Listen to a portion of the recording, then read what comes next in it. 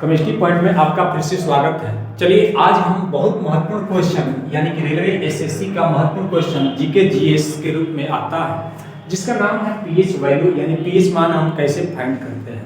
देखिए ध्यान से, रेलवे में भी आता है और एसएससी में भी आता है। जहां तक पीसीएस और आईएएस में भी क्वेश्चन पूछा जाता है, एक एक क्वेश्चन सीसेट में रहता है।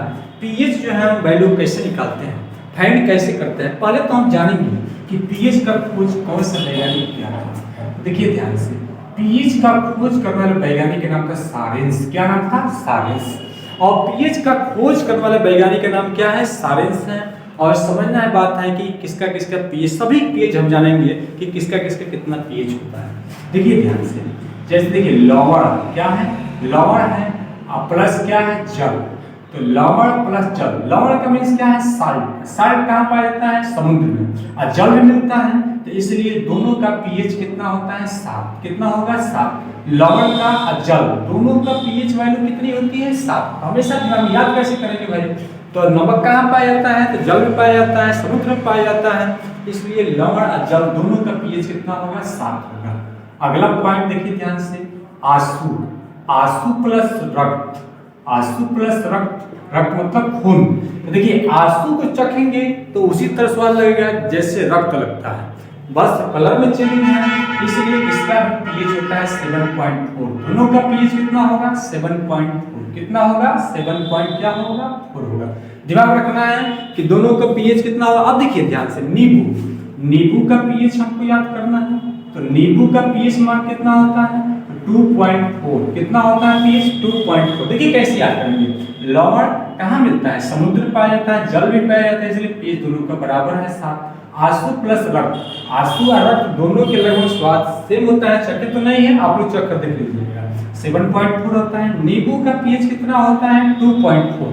अब देखिए ध्यान से एक और बात है, शराब। शराब का पीएच कितना होता है? देखिए ध्यान से, शराब का पीएच कितना होता है? 2.4। ठीक है, नींबू का शराब का दोनों का पीएच वैल्यू क्यों बराबर है? क्या कारण हो सकता है? देखिए जैसे शराब पीते हैं तो नशा हो जाता है, और नशा को तोड़ने के लिए नींबू का क्या होती है? जरूरत होती है। इसलिए नींबू का भी पीएच 2.4, शराब का भी पीएच क्या होता है? 4 होता है। अब देखिए गन्ने से सिरका बनता है, और सिरका का पीएच कितना होता है? ध्यान देना है, सिरका का पीएच जो होता है 3 होता है। कितना होता है? 3। देखिए किसका किसका पीएच वैल्यू आप जान गए, लवण तथा जल। तो कैसे याद किए? लवण जल क्या होता है? समुद्र में मिलता है, इसलिए इसका पीएच 7 है। आंसू रक्त का भी स्वाद दोनों का सेम है, 7.4 है। नींबू का पीएच कितना है? 2.4। और शराब के नशे को तोड़ने के लिए नींबू की आवश्यकता होती है, इसके लिए इसका भी क्या है? 2.4 है। सिरका का पीएच कितना होता है? तो सिरका का पीएच कितना है? 3 है। सिरका का पीएच कितना है? 3 है। अब देखिए ध्यान से एक चीज और बात, अब देखिए सिरका का पीएच भी कितना होती है? 3 होती है। अब देखिए समुद्र का पीएच, समुद्र का पीएच मतलब समुद्र के पानी का पीएच। समुद्र के पानी यानी कि जल, समुद्र के जल कभी कभी खारा होता है और उसका पीएच कितना होता है? 8 पॉइंट क्या होता है? 5। अब देखिए मेन तो बात है, मेन महत्वपूर्ण बात यह है, जैसे मानव के मूत्र का पीएच, मानव के मूत्र का पीएच क्या होता है? कितना होता है? तो मानव के मूत्र देखिए यानी कि मूत्र का पीएच कितना होता है? तो मूत्र का पीएच होता है आपका 4.8। कितना होता है?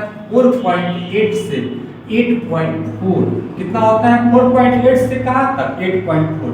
तो मूत्र का पीएच यानी पेशाब का पीएच कितना होता है? 4.8 से कितना? 8.4। कैसे याद करेंगे? देखो पहला वर्ड 4, 4 दूनी 8, इधर से करेंगे तो 4 दूनी 8, यानी कि मूत्र का पीएच कितना होता है? 4.8 से कहां तक होता है? 8.4 तक होता है।